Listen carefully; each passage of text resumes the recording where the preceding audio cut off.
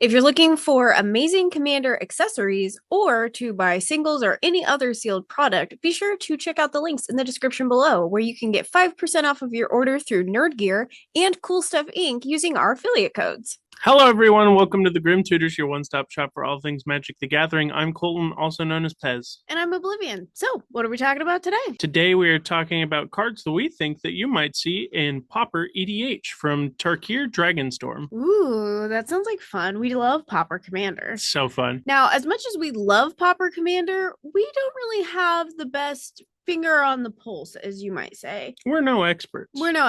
So we decided to use the phone a friend option and bring in someone who knows a little bit more than we do. Let's bring them in. I think that our phone a friend option seemed to work out pretty well. Yes. We have our buddy Derek from the Pauper Commander Rules Committee. Is that what you call it? That's what we call it. Yeah. Okay. Lack of a better term. I know it's, the term Rules Committee carries some baggage, but we're not smart enough to come up with something better. So Fair enough.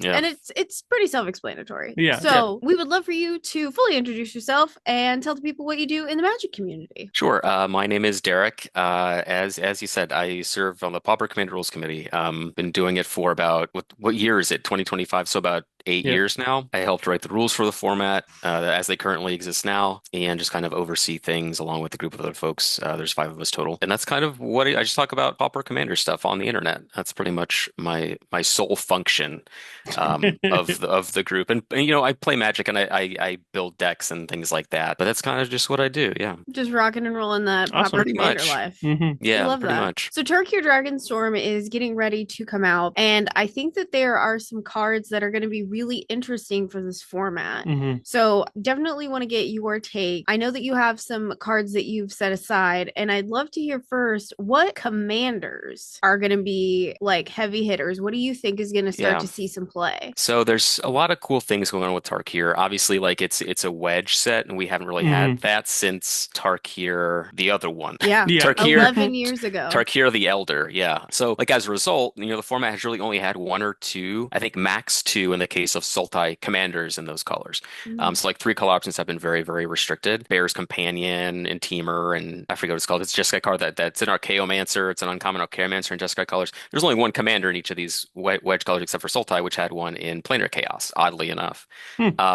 So one of the biggest things about this set is that we get a whole new group of 3-color commanders. Some more than others.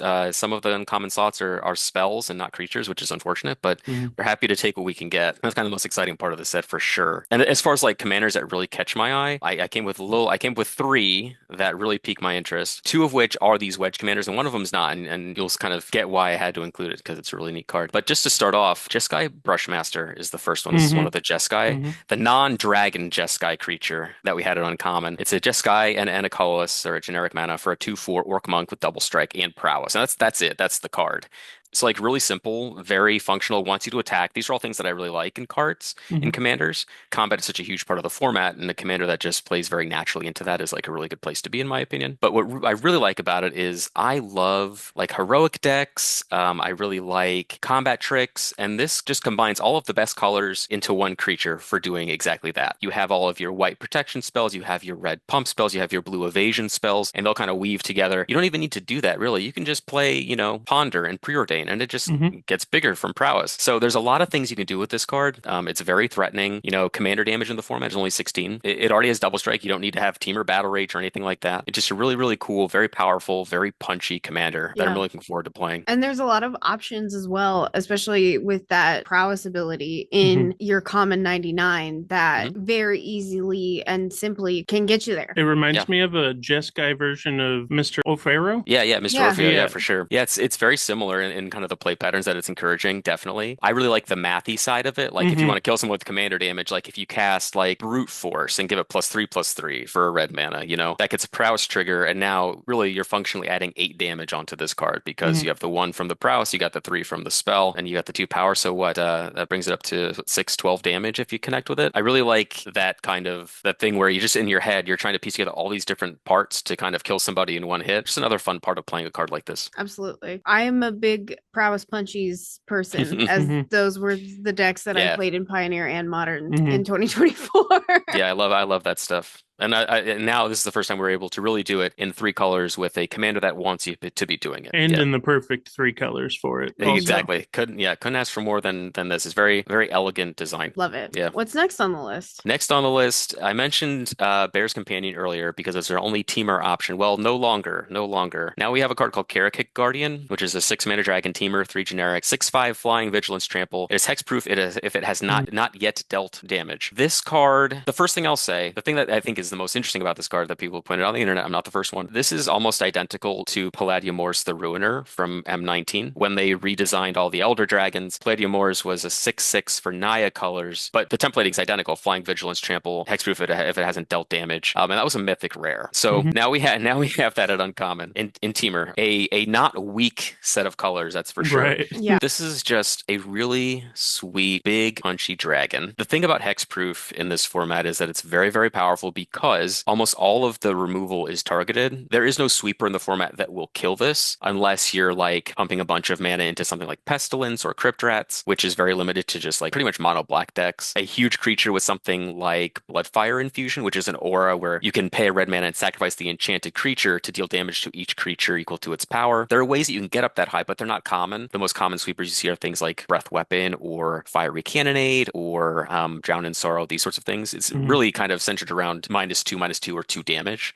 So this thing just kind of escapes all of that. And the hexproof gives you a free swing with it, pretty much. You have a free 6/5 attacker. They can't kill it in combat. They just have to be honest with it and block it, do whatever. But that's hard to do because it has flying and vigilance and trample.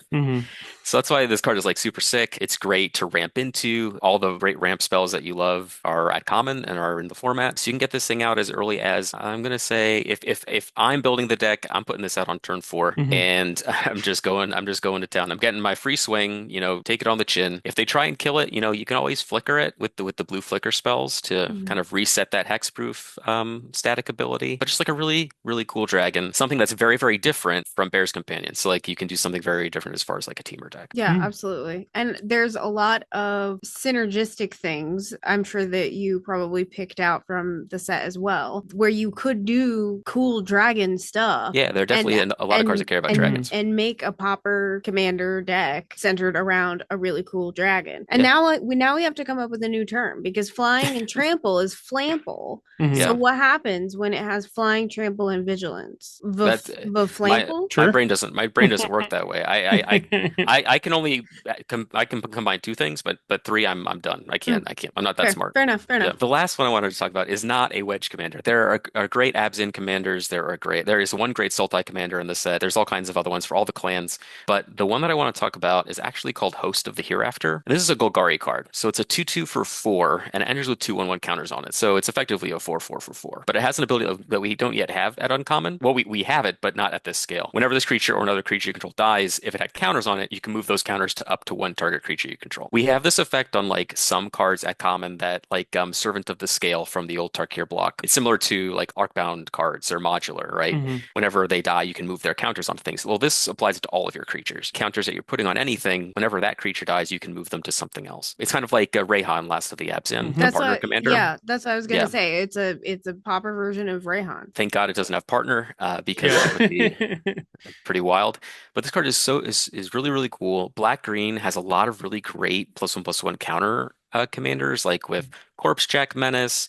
You have Winding Constrictor. There's a lot of cards that care about counters and not modular, but modified. So there's a lot of really great synergies you can take advantage of in a new way with Host of the Hereafter. I think it's a really cool effect. The big thing with Pauper Commander is you just get to constantly recontextualize all the cards that you play with. And whenever new effects get downshifted or reevaluated for whatever rarity they're at, upshifted, downshifted, whatever, when cards move to new rarities, you just have to think about how that affects the class of card that it now is in, right? Like we have a lot of cards that are at common, like Priest of Titania, that moves to uncommon. Now it's a commander. Like, what does that mean, Right. And now we see this effect, which was previously on like rares and mythics, whatever. Now it's at uncommon. What does that mean for our 1/1 counter cards? So I think this card's like really, really cool. I think it's gonna make a splash for sure. And Golgari, you have a lot of really cool, just weird stuff that you can do. I was thinking of like the adapt creatures that we got in like Modern Horizons 3, like the Brood Scale and the one that Eternal Witnesses stuff when you adapt Evolution Witness. And this can play the other ones like Fetid Gargantuan which is a 5-mana 4/4, I think, that adapts, and when it gets counters, you draw 2, lose 2. You just sign in blood. This card is sick, and there's tons of cool stuff you can do with it. Well, now that we have kind of like Derek's top 3 splashies as far as commanders go, I'd love to hear what you think is going to see play in the 99, or just stuff that you think is really interesting for the 99. Yeah, I picked out 5 cards. It's kind of hard to limit it. I mean, one great thing about this set is that there's a lot of really great cards at common in this set. A lot of them that I chose not to include are cards that are very powerful, but they're just like redundant to effects that we already have. There's a card that, it's a green instant that the creature you control deals damage equal to its power to another creature. Right. But if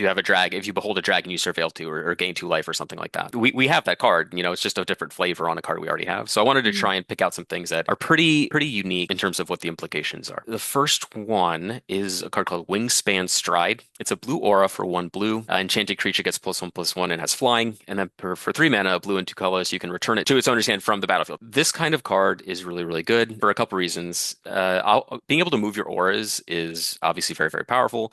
If people target your thing for removal, you can just return this to your hand and then reapply it to something else. There's also cards that care about like constellation triggers. There's cards that care about just the amount of auras that you that you just have on the battlefield. All those dirty, all the glitters players. Yeah, exactly.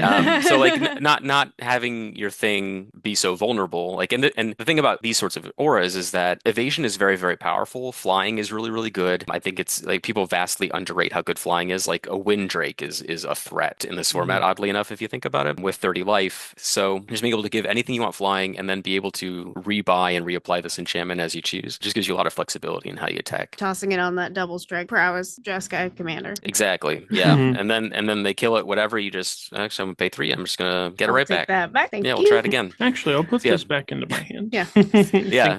They've done a lot of work with auras over the years, just making it so that, you don't get two for 1 all the time. And this is just kind of like an evolution on that. There was a bunch of auras like in Invasion, for example, the old Invasion set back in, 99, whatever, that, they cost like a mana to apply and then you can pay a mana to take them back. These things are very similar, except, a little more pushed. The next one is called Stormshriek Feral. This is a dragon with Omen. So Omen is a new ability in the set. It's templated, or it's represented on the card a lot like Adventure. It looks like Adventure, but it's not Adventure. It is not Adventure. So this is different in the sense that instead of exiling it and then being able to cast the creature side, you just shuffle the entire card into your library. It's kind of like, a charm, but you just get to potentially just redraw it again. There are uncommons with Omen. Those are a little less appealing just because, you don't get both halves of the card if you cast out of the command zone. You just get one at a time, which is kind of, it's not nearly as powerful. But the limitation does make the Omen spells a little bit better, I think, on the whole. This one, for example, with Stormshriek Feral, you can pay 2 mana, red and a colorless, to cast the sorcery Flush Out, which is the Omen. You discard a card and then draw 2. So it's a Tormenting Voice, basically. A little bit better because discarding the card is not part of the cost. So if it gets countered, you're not out a card. The other half is a 3/3 flyer for 5 with haste. And you can pay 2 mana, red and colorless, to give it +1/+0 until end of turn. So depending on where you're at in the game, what you're trying to do, you can either cash it in for some cards or cast the creature half. Either way, it's going, if you want the cards, you just shuffle it in. You can draw it later. Gives you a lot of flexibility. Modal cards, as you'll see as we go along, I'm very, very high on in this format because like large amounts of raw card advantage are very difficult to come by is the short answer. You really need to just kind of nickel and dime your way through a lot of different scenarios, and cards that let you do multiple things or present you with multiple options to proceed are really, really good. Adventure is a great mechanic. I think this one is not as powerful, but I think the limitation on it, like I said, lets you have more powerful spells on the Omen side. I think it's an interesting take on Adventure, so to say. I think it's a way to make it, I don't want to say more or less appealing, but I think it kind of gives you something that you don't really think about as something that you might need until later, right? Because sometimes you just need to shuffle and just that might be helpful enough. Now, granted, in this format, I don't know that there's a lot of you can't cast cards like from exile or from outside of your hand necessarily. No. It is nice that it does go back into your library because later on you might need that to be able that might be, your game changer, your winner, your finisher, things like that. Just a big old dragon. So And this is a really great example of that. Like if you look at the way, like this card in particular, this one especially, it does have haste and it is a mana sink as well. So yeah. like it is a really great late game card to help close out a game for sure. The next one we're going to talk about is Tempest Hawk. So Tempest Hawk is the latest in what we seem to get every set now is a card where you can have any number of them in your deck, which is cool. It's a really cool build around. The unfortunate part is they tend to cost like $4 a card or whatever because everybody wants to do it. But this one is probably, I mean, for my money, probably one of the most powerful ones we've seen. They mostly show up at common, obviously, because you need to have access to a ton of them. But this one is the only one, to my knowledge, that just keeps getting you more of them. Tempest Hawk is a 2/2 for 3 with flying. It's a Windrake. It's my favorite template in the format. 2/2 flyer for 3. Great. No notes, but it gets better. Whenever it deals combat damage to a player, you can search your library for a card named Tempest Hawk and put it into your hand. So for every time your Tempest Hawk deals damage, you get another Tempest Hawk into your hand. So you just keep casting them. And you can have any number of your deck. So if you play, let's say you play 25 Tempest Hawks, you play one, attack with it, connects, because nobody is blocking flyers, because nobody respects flying creatures. Take it from me, no one respects it. It deals its combat damage. You draw another one, you cast that one. Next turn, they both deal damage. You get 2 more. They stack, they just exponentially get out of control. You just cast so many Tempest Hawks. It seems super cool, and it's super good, and there's a lot of ways to reduce the cost of flyers in this format. Oddly enough, there's a commander called Warden of the Spheres, which is a blue-white 2/2 flyer. Makes all your flying creatures cost 1 less, and it also gets +1/+1 until end of turn whenever a flying creature enters the battlefield under your control. So now all your Tempest Hawks cost 2, and that's a blue-white deck, so you can play Warden of Evasile, which is a 2/2 flyer for 2 that reduces the cost of your flying creatures by 1. Stormscape Familiar from Planeshift, a 2-mana 1/1 flyer, reduces the cost of your white spells by 1. So you can very easily get these down to 1 mana a card, and you're just chain gunning them out. It seems super cool. I'm really excited about this card. That's right. I really like it when these cards, we can have any number of them, when they can kind of like build off of each other. Like you don't really have that with some of the older ones like Persistent Petitioners or Shadowborn Apostles or, whatever. You just have to kind of like find ways to get that critical mass of them to do the thing. But this one just gets them for you. The next one is Seize Opportunity. This is another modal card. Like I said, I really like modal cards, but this one's really interesting. It really expands on kind of previous iterations of this effect. So it's a 3-mana instant, red and 2 colorless. Choose 1, exile, tap 2 cards to your library. Until the end of your next turn, you can play them. Or up to 2 target creatures each get +2/+1 to 1 a turn. This is either a combat trick or it is a, impulse draw spell. The interesting thing about this is that up to this point, we really just have 2 cards that do this. There's a lot of cards that, as a tertiary effect, will exile the top card of your library. You can play it, whatever. Right. But like Rend Resolve, there's 2. They're 2-mana sorceries that exile the top 2 cards of your library. Red doesn't really have any way to go up on cards outside of these effects, like mono red, that is. There's tons of things like Thrill of Possibility or the Storm Shriek Feral's Omen, right, where you discard a card, draw 2. So you're going like card neutral, right, because you're casting the card, discarding card to replace it with 2 cards. But with these effects, you're actually able to dig and have access to more cards in your hand, so to speak. So like more of these are like really great, I think, for the format and for mono red specifically. This one has the added bonus of also being a combat trick, which is super relevant because like if you're not doing things with mono red like gutter snipe stuff, spell storm kind of things, like spell slinger stuff, you're attacking for damage in mono red decks. And this thing can represent 4 damage if you cast on 2 unblocked creatures. If you have prowess creatures, it's even more. Just like if it was just 3-mana instant, exile top 2 cards, you can play them until your next turn. That would be perfect. But this one just gets that little extra to where if you just need to kill somebody dead, you have a card that helps you do that. Right. Yeah. That Jeskai commander really just is looking better and better and better and better. I know. It's going to be hard to cut that one down to 100, that's for sure. A good indicator of like what they think is important to include in limited formats and what we can expect, I think, going forward for the format. And then the last but not least, I saved this one for last on purpose because I love it to death. Sagu Wildling. It's a 5-mana 3/3 dragon with flying, and when it enters, you gain 3 life. But that's not all. It has an omen side. There's more. I know. This is the green one, right? Yeah, the green one. That's right. Yeah. For 1 green mana, it is Roost, Seek, Sorcery, Omen, search your library for a basic land, reveal it, put it into your hand, then shuffle. So it does a Lay of the Land, which is a card that I think is really, really good, especially if you're going to be playing 3-color decks, right?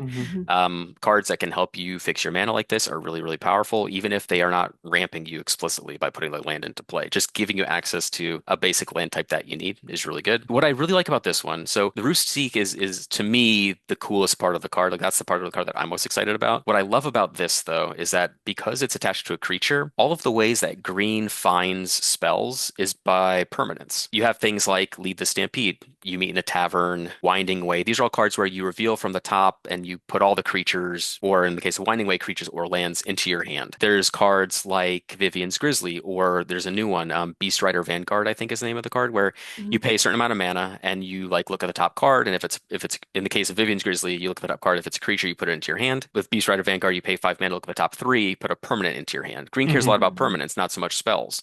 So having like these spells attached to creatures helps you find them a lot easier. So like if you're playing mono green, there's cards that care about casting green spells. I know because I play one called Titania's Chosen. It's a 3 mana 1/1 elf where whenever any player casts a green spell, it gets a 1/1 counter. Yeah. It's so you play like a lot of these effects where you can search up your lands, like replace the spell with a land, put a counter, get your lands to recast it. The deck plays like 18 lands. It's crazy. And since it's an omen, it just you Yeah. get your land and you just can shuffle put it it back right in. back in there. You can always get the dragon back. And this You is always not a get bad, the this is definitely not a stone bad back, stat line either. Like a 5 mana 3/3 flyer that gains you a little bit of life is nothing to sneeze at. Like I said, flying is a premium evasive mechanic. I think this card is really, really good. I think that I'm probably going to put it into, I'm going to jam it in a lot of decks probably, but I'm really excited for it. You know, the ability to like find it off of your like otherwise green effects that would not otherwise be able to find a spell like Roost-Seek, you know, I think is really exciting. I can't wait to see what all comes out. I expect Derek builds of all three of these commanders.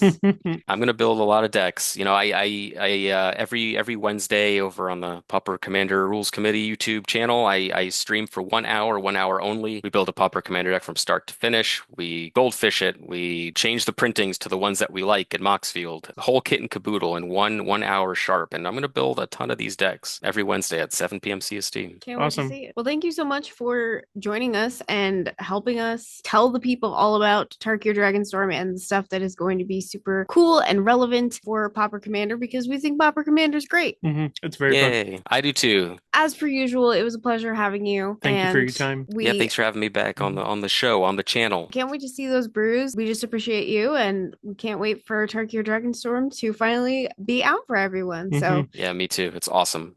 get out there and storm your dragons.